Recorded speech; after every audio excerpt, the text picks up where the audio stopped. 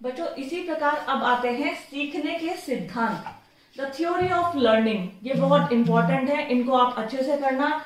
Examination में ये सिद्धांत आते ही आते हैं। देखिए बहुत मुश्किल नहीं है। अगर हम सीखने के सिद्धांत की बात करें तो पहला आता है उत्तेजक प्रतिक्रिया का सिद्धांत।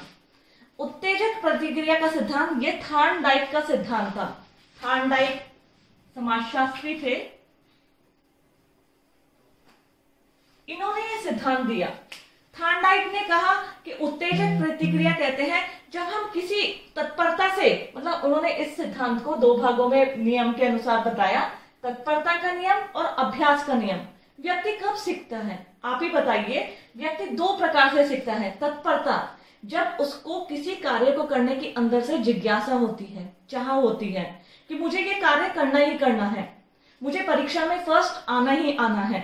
जब उसके अंदर ऐसी चाह होती है, ऐसी जिज्ञासा होती है, किसी कार्य को करने की तत्परता होती है, तो उससे व्यक्ति बहुत अच्छे से सीखता है। जब व्यक्ति के अंदर चाह है कि मुझे इंजीनियर बनना ही बनना है, मुझे डॉक्टर बनना है, मुझे डीएम या प्रशासनिक अधिकारी बनना है, तो थॉर्नडाइक कहते हैं व्यक्ति के आवेग और संवेग, व्यक्ति की आंतरिक प्रक्रियाएं, व्यक्ति की जिज्ञासा जब व्यक्ति को सीखने के लिए प्रेरित करती है तो उसे कहते हैं तत्परता का नियम। एक आता है इसमें अभ्यास का नियम। थॉर्नडाइक ने बोला था जब व्यक्ति अभ्यास, कहते हैं ना प्रैक्टिस कैन मैन परफेक्ट, एक स्टेटमेंट दी गई है कि जैसे व्यक्ति जिस प्रकार अभ्यास ज्यादा करता जाता है वो उतनी ही जल्दी उसको सीखता है। कई बार हम कोशिश करते हैं नाई की तरह कैंची पकड़ने की, लेकिन वो कहीं ना कहीं टेढ़ी हो जाती है। वो लोग करते रहते हैं किसी कार्य को करना, दोहराना। अभ्यास को अगर हम बात करें, कार्य को करते रहना या कार्य को दोहराना। खाने में किसी चीज को बनाते रहना, एक बार खराब बनेगी दूसरी बार बनाएंगे, लेकिन कहीं ना कहीं उसमें निपुणता आई जाती है। एक बच्चा है परीक्षा में फेल होता है, लेकिन वो कोशिश करके अभ्यास करता है, डू एंड डू, वो कहीं ना कहीं उसमें सफलता पा लेता है। तो अभ्यास का नियम कहते हैं कि जब किसी व्यक्ति को करते रहने से, किसी कार्य को करते रहने से उसके अंदर निपुणता आ जाती है, इसे कहते हैं तत्परता का नियम और अभ्यास का नियम। मैं फिर से रिपीट कर रही हूं। पहला सिद्धांत है उत्तेजक प्रतिक्रिया का सिद्धांत और ये थॉर्नडाइक ने दिया था। इस सिद्धांत को थॉर्नडाइक ने दो भागों में बांटा, तत्परता का नियम और अभ्यास का नियम। मतलब व्यक्ति के अंदर से किसी कार्य को करने की जिज्ञासा, कार्य को करने की प्रेरणा व्यक्ति को सीखने के लिए प्रोत्साहित करती है। इसी प्रकार सीखने का दूसरा महत्वपूर्ण सिद्धांत है प्रतिबद्ध अनुक्रिया का सिद्धांत। प्रतिगत अनुक्रिया का सिद्धांत, पैब्लो एक समाजशास्त्री थे।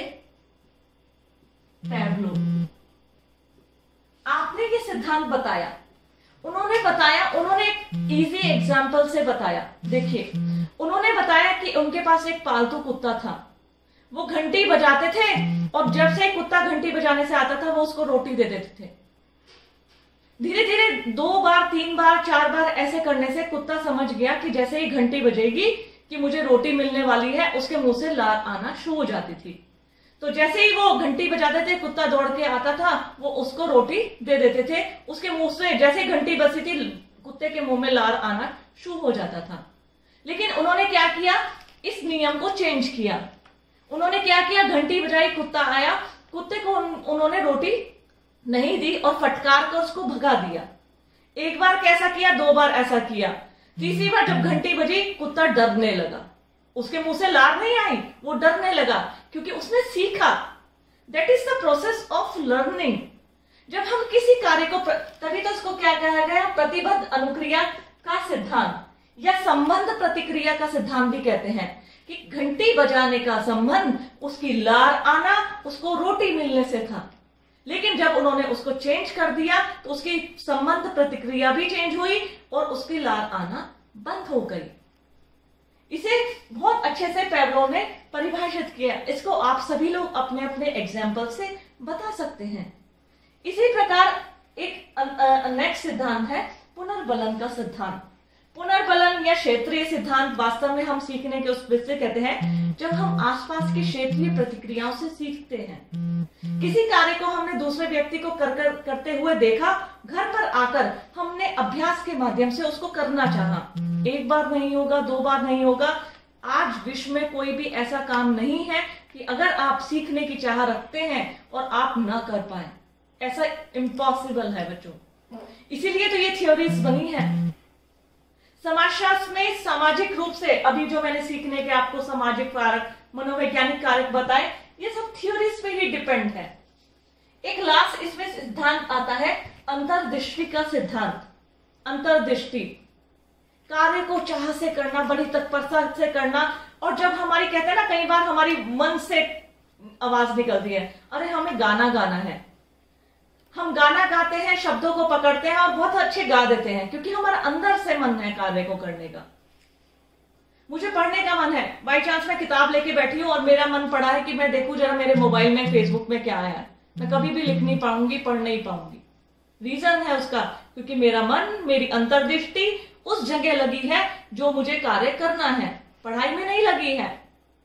कई बार मैं आपको क्लासरूम में भी बताती हूं कि पढ़ाई को थोड़ा टाइम दो, लेकिन ऐसा दो कि बिल्कुल मन लगाकर पढ़ो, क्योंकि जब हम अपनी अंतर्दृष्टि से, अंतर प्रेरणाओं से प्रेरित होते हैं तो वो कार्य हम बहुत जल्दी सीख पाते हैं, बहुत जल्दी कर पाते हैं और उसके दूरगामी प्रभाव भी होते हैं, हमें बहुत काफी समय तक याद रहता है।